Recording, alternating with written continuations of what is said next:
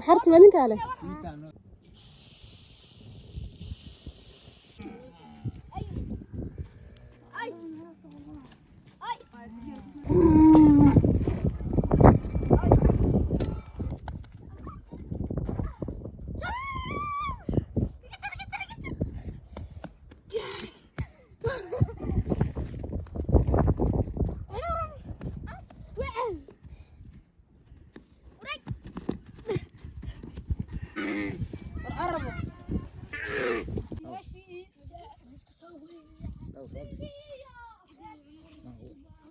السلام عليكم ورحمة الله وبركاته. السلام ولا Soomaaliyeed meel kasto joogtaan iyo si walba ila socotaan ba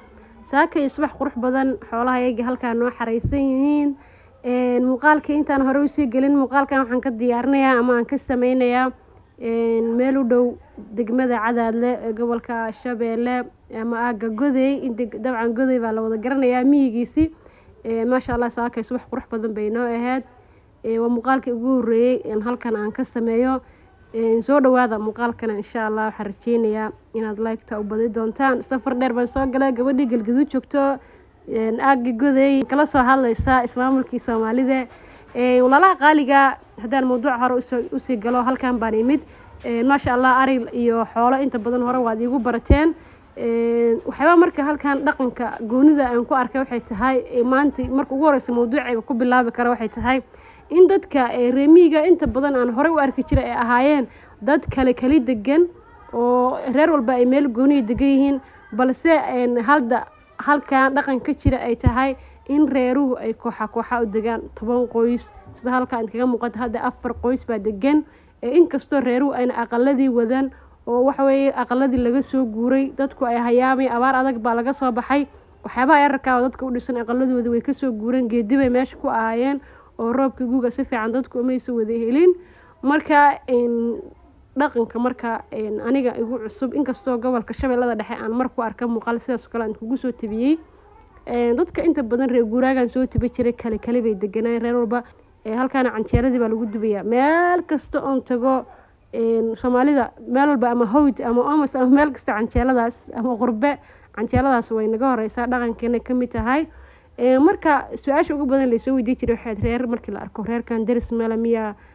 dariskoodii hadaba halkaan aan imid ismaamulka Soomaalida inkastoo ismaamulka Soomaalida isaga laftigiisa uu ballaaran yahay halkan hadda aan joogo reer Cadaadle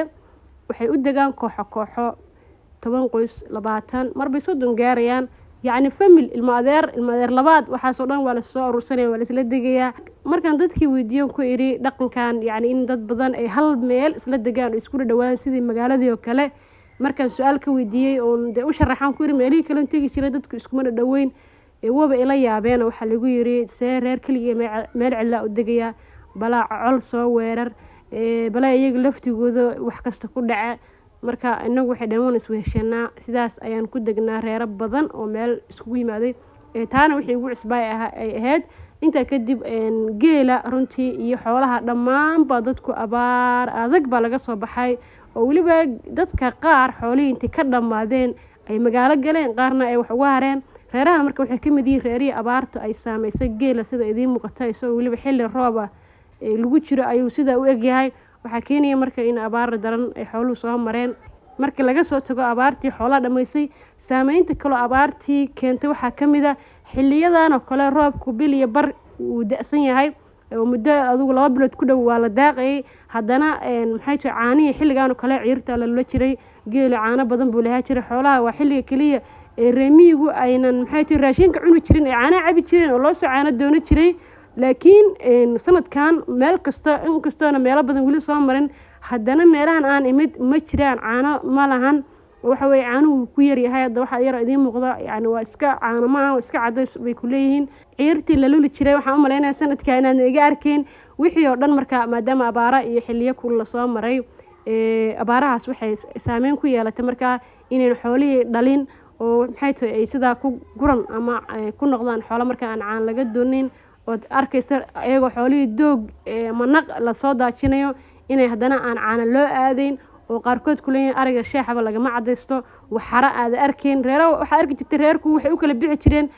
dad waxara raacay dad ariga raaca xaafada qaar ba arkaysaa waxaraba mala arigu maba dhalin ba 2 sano ama 2 roob lama helin marka si kasto tahay walaalaha qaaliga ma sha Allah halkan baan imid muhiimadana waxay tahay horta kala duwanaanshaha dhaqanka insha Allah waxyaabo badan waan wada arki doontaan sidoo kale waxyaabaha reemiga meel kasta oo tago aad u nabad guro xitaa awrtii la raranayay halka dameer baan kaga muuqda reerku awr bay leeyihiin reerka idin muuqda geel la'aan ma awr bay leeyihiin dana dameer baa la raranaya sababtuna waa hawl fududays baa lagu leeyahay awrku wax dhaxaa ma qaado mid kale dameerka maalin daily baa la soo dhaaminaya isaguna maalin daily awrka lama dhaamin karo markaas halka baa geeli in yar la lisanay caano badan kulli male reeruhuna aqaladii way ka yimaadeen oo waa laga soo hayaamay sidoo kale waxyaabaha aan deegaankan iyagana igu cusba waxa kamid ah in ariga casirkii la soo xareenay yani qorraxda oo casir liiqi yani maqribkii marka maqribkii la tukan rabo in ariga xiradii lagu soo xareenayo oo ariga in badan waxaan arki jiray in habeenkii oo kale 9 habeenimo ama 3 saac ama 2 saac ama 8 saac u taqaan fiidadkii in ariyaha la xareeyo laakiin halkan ariyu meel hore ay fadhistaan maba lahan ba ariga markuu yimaado maqribkii soo ekaado xerada la gelinayaa taano waa mid aan halkan aan ka arkay iyadana aad idin soo gudbinayo marka runtii dhaqanka Soomaaliyeed horta meel kasta oo la tago waa isku wada Soomaalidii waa isku wada dhaqankii halkaana habeen bay noo noqotay kirligeeni madooba dabka noo saaran dad bay dhaay horta kirliga madow kaama haramiya meel kasta waa sidataa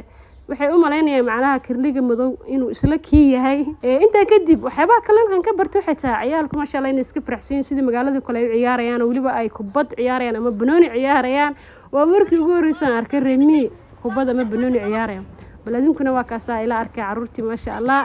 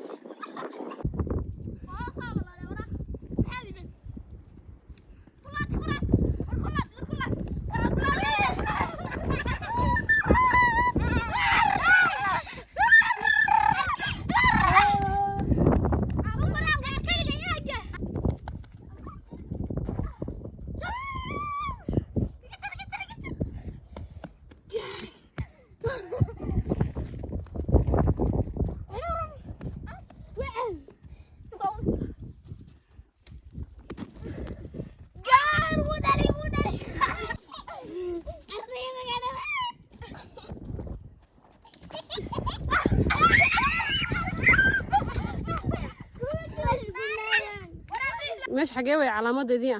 وأتكوهاي كبها ميدين علامات واحدة كبتة أيه وجيت كليه رجحانتها رجحانتها والله واحد كليه قلوا رجحانتها قلوا كلنا وكبها هلقا كم مغضى كبدينا ما سيبستين مايا هيا وكا على الله عيالك يسكوا في الحيدان مقعد يا حليق سيس باليرا حاكو جير غديده ساده على الله marka ma la talay yaa sameey ninka saa u sameey waa ninkee ninkan ku takhasusay bada xeeg sabarat caana mixlay waxa xagee waa tuulada ku sheegay tuulada ka sabarateen maxaa ka taqaan ciyaaraha baadiya